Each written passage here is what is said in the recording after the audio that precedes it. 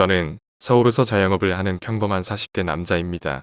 제가 아내를 처음 만난 건 제가 30대 초반이던 2014년 말이었습니다. 친구가 추천해준 소개팅에서 만나 첫눈에 반해 2015년 결혼을 하게 됐습니다. 2016년 1월엔 사랑하는 첫째 딸이, 그 다음해인 2017년 7월에는 예쁜 둘째 딸이 태어났고요. 여느 가족처럼 행복하게, 때로는 바쁘게 살았습니다. 그렇게 지내던 저희 부부에게 지난해 7월 셋째가 찾아왔습니다. 사실 아내와 잠시 고민을 하긴 했습니다. 연년생 자매를 키우면서 많이 힘들었기 때문입니다. 그래도 저희 부부는 셋째를 낳기로 결정했습니다. 아내가 아이들에 대한 애정이 워낙에 컸기 때문입니다. 힘들어도 하나 더 키우자고 아내는 그렇게 저를 설득했습니다. 셋째 아이 출산은 첫째 아이 때부터 다니던 산부인과에서 하기로 정했습니다. 집에서 가깝기도 하고 첫째와 둘째를 낳으며 별다른 문제가 없었기 때문입니다. 2021년 4월 26일 오전 7시를 출산 예정일로 정했습니다. 유치원에 다니는 첫째와 둘째를 돌봐줄 분이 없어서 수술 전날인 25일 오후 8시 30분 네 가족 모두가 동반 입원을 했습니다. 다음날 수술이 끝나고 제가 출근하면서 아이들을 유치원에 데려다 줄 생각이었죠. 아이들은 그저 동생이 생기는 게 신기했던지 침대 주변에서 엄마, 별로 안 아플 거야. 빨리 동생 보고 싶다며 제잘됐습니다. 하지만 그날이 아내와 함께한 마지막 날이 될 줄은 꿈에도 몰랐습니다. 수술 당일 아내는 수술 전 검사를 진행하던 중 카톡으로 저에게 무섭다고 계속 연락을 해왔습니다. 전 그런 아내에게 벌써 세 번째인데 왜 이렇게 걱정하냐고 했습니다. 지금 생각해보니 그때 따뜻하게 말해주지도 못했네요. 무섭지? 괜찮을 거야. 걱정하지 말자라는 한마디 못한 게 너무나도 후회스럽고 미안합니다. 검사를 끝내고 입원실로 올라온 아내는 큰딸과 저는 둘째 딸과 나란히 잤습니다. 오전 5시 30분에 일어난 아내가 깨끗하게 씻고 수술하고 싶다고 해서 제가 직접 샤워를 해줬습니다. 샤워를 마치고 수술 준비를 위해 가려는데 평소에는 아침에 잘 못 일어나는 아이들이 그날따라 일찍 일어나 엄마 아빠랑 같이 가고 싶다고 하더라고요. 저희 네 가족은 함께 2층 수술실 앞 대기실에서 오전 6시쯤 대기하고 있었습니다. 그 순간에도 아내는 거듭 무섭다고 얘기하고 있었어요. 그때 담당 의사가 들어왔습니다.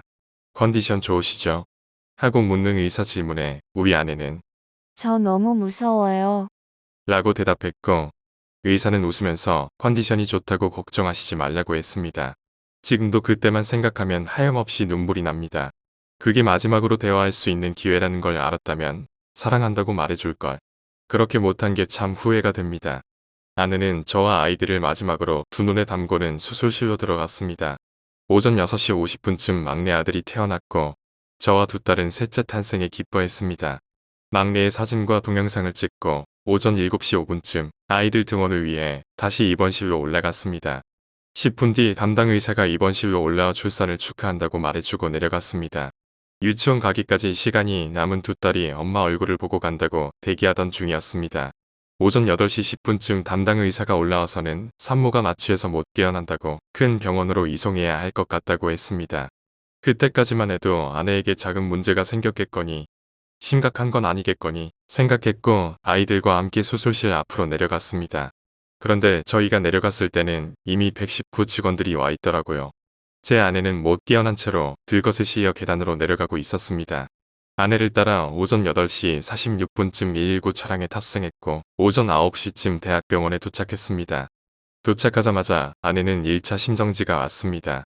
의료진 분들이 30분가량 심폐소생술을 했고 호흡이 돌아온 사이 빠르게 응급 CT를 촬영하고 중환자실로 옮겨졌습니다. CT 촬영 소견을 교수님들에게 듣고 있던 중 아내는 2차 심정지가 왔고 다시 심폐소생술이 실시됐습니다. 담당 교수님이 저를 불러내 설명해 주신 내용은 이랬습니다. 내부종과 복부 쪽 출혈이 심하다고 마음의 준비를 해야 할 것 같다고 불과 몇 시간 만에 너무 어이없고 믿기 어려운 일이 저희 가족에게 닥쳐온 겁니다.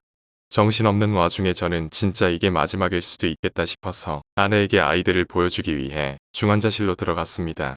누워있는 아내 옆에 두 딸을 서게 하고 엄마에게 인사해줘. 엄마 하늘나라 가신대. 라고 얘기했습니다. 영문도 모르던 아이들은 눈물을 뚝뚝 흘리면서 엄마에게 인사를 했습니다.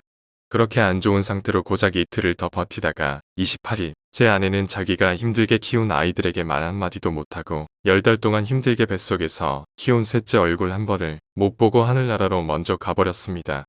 누구보다 열심히 살아온 아내였습니다.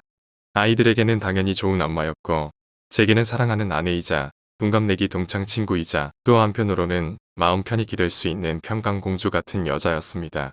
매일 밤 엄마 보고 싶다며 우는 아이들 앞에서 저는 엄마 이제 못 봐. 하늘나라로 먼저 갔어. 이 말만 반복하면서 눈물을 꼭 참는 것밖엔 할 수 있는 게 없습니다. 제가 울면 아이들이 더 울 테니까요. 제 아내를 이렇게 보내놓고 1차 산부인과 담당 의사는 마취해서 왜 못 깨어난 건지 모르겠다. 자기도 이런 경우는 처음 본다. 이 말만 되풀이하고 있습니다. 지금까지도 병원에서는 아무런 이야기가 없습니다. 현재 서울경찰청 강력범죄수사대 의료수사전담팀에서 수사를 하고 있습니다. 수사 과정에서 파악되기로는 마취도 전문의가 아닌 간호사가 진행했다고 합니다. 마취 전문 간호사가 마취를 진행할 땐 적어도 그 사실을 보호자와 산모에게 알려줘야 하는데 그렇지 못한 시스템, 산모가 마취에서 깨지 못하고 있는데 적절한 대응을 못하고 죽음에 이를 때까지 방치한 의사. 모두 말도 안 된다고 생각합니다. 전날까지 멀쩡하게 돌아다니고 아이들과 잘 지냈던 사람이 정말 한순간에 불과 몇 시간 만에 뇌사 상태에 빠졌고 겨우 이틀을 버티다가 죽었습니다. 지금도 믿기지가 않습니다. 다시는 살아 돌아올 수 없는 아내를 대신해 억울함이라도 풀 수 있도록 힘을 얻고 싶습니다. 너무 힘이 듭니다.